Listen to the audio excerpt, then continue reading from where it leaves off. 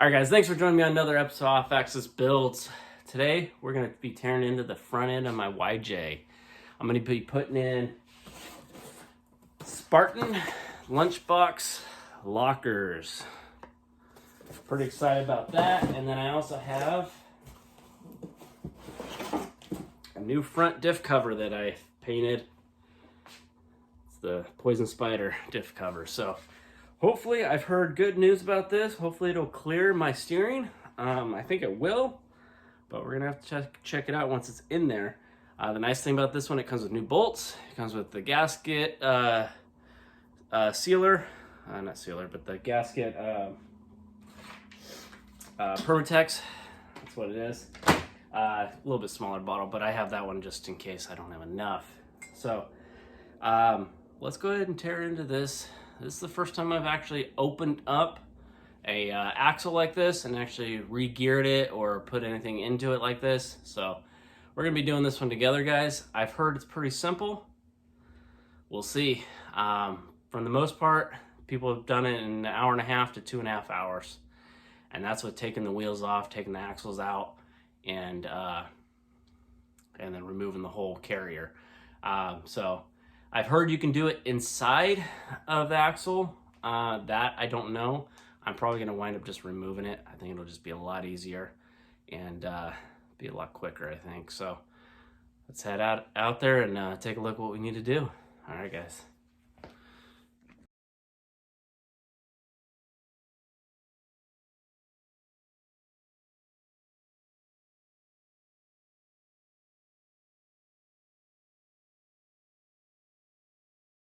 Alright guys, so first off, you're going to need to get the front end off the ground, but before that, loosen the lug nuts on both wheels, and then get the front end off the ground, take your wheels off, and then there's 3 bolts on either side.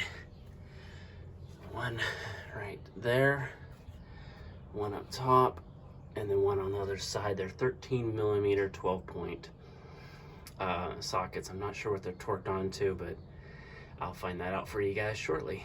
You're gonna need a 13 millimeter, and then if you've put a disco connect, you're gonna need to remove all of that inside that little box right there to get the passenger axle out. And I don't believe the 95 had a C-clip. We'll have to find that out when we get in there. And then another thing is that drain plug is a 3/8 socket square point. So we're gonna go ahead and get this thing off the ground, get the oil drain, and start pulling some tires and axles. All right, guys, so I went ahead and took the calipers off. You got 2 bolts, one on top, and then one down below. Those are, I believe they're 13 millimeters. I just went ahead and set them on the leaf springs. Next, I'm gonna take these 3 off. There's one on the front side. I'm gonna take those 3 off. They're 12-point 13 millimeter sockets. So we'll go ahead and take those off. I have not looked inside here in a while. I don't know if I have to remove everything that I did in there to be able to remove the axle. I believe I probably will, but we're gonna go ahead and try. I know the driver's side is fine, just because of this, well, it was air locker, but now it's fully connected. So let's go ahead and pull the driver's side off, and then we'll get started on this passenger side, see if I have to remove that.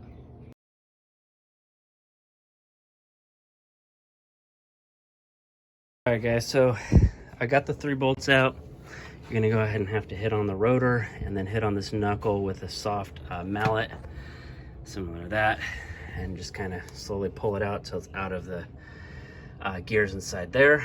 Now we're gonna go ahead and try to do the opposite side. I think I'm gonna have to remove that cover plate for the disco connect that I did. So I'm gonna go ahead and take that off next, and then pull out the passenger. All right, guys, so we're gonna go ahead and take this carrier out. I did have to remove the disconnect assembly in there and then slide the shaft out. Those 4 bolts are 5/8, so we're gonna go ahead and take those off. Remember to keep them in the same direction and the same side, because they fit the bearings just so, and they're worn in and perfectly fit to the bearings. So Make sure you keep the right on the right, the left on the left, and up on up, okay? All right, guys, so now I got the carrier out. It wasn't as easy as a lot of people have shown. Once I got it out, it wasn't too bad. We're gonna go ahead and mark the top and bottom so this ring gear goes back on the same side, and then we're gonna break all these bolts off and take that ring gear off so I can get to the inside. All right, guys, so there's a hole right here that has a spring pin in it, okay? You gotta drive it out from the top down after you get the ring gear off. Okay, it'll pop right out. That pin holds this big guy in, okay? So now that we got that pin out, we can pop this guy out and all these gears inside will just drop out. So once we pop that pin out, you're gonna have all these gears fall out almost at the same time. But there is a small little thrush washer on the back side of these guys, and maybe even a spacer, depending on how they had to shim these gears to make them line up. You're going to want to keep those together. You will not need them for the Spartan Locker. You may need them for other type of lockers, but I know the Spartan Locker says do not use them. So we're going to pop this pin out and just kind of keep the gears coordinated so we can kind of put them back together if we ever need to put them back in this guy. All right, guys, so we're gonna go ahead and just spin this gear. You'll see all the gears kind of move. You're gonna spin it to the opening here, and these two side gears will just fall out.